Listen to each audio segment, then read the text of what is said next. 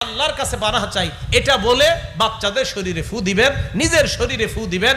আল্লাহর নবী হাসান হুসাইনের শরীরে ফু দিতেন আর বলতেন, ইব্রাহিম নবী অবিকল এই দোয়াটা পরে ইসমাইল এবং ইসহাক নবীকে ফু দিতেন।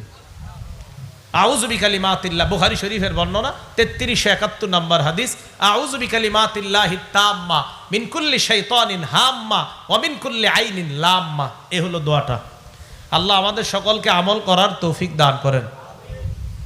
এখন আসেন 9 নাম্বার কথা, হিংসুক চোখ নিয়ে 5টা কথা বলবো, মন দিয়ে শুনেন। হিংসুক চোখ, এতক্ষণ বললাম হিংসুক ব্যক্তি, হিংসুক চোখ, এই কথাটা খুব গুরুত্ব সহকারে শুনেন। হিংসুক চোখ 1 নাম্বার সূরা কলমের 51 নাম্বার আয়াত, আল্লাহ পাক রব্বুল আলামিন বলেন, ওয়া ইয়াকাদুল লাযিনা কাফারু লা ইউযলিকুনাকা বিআবসারিহিম লাম্মা সামিউয যিকরা ওয়া ইয়াকুলুনা ইন্নাহু লামাজনুন।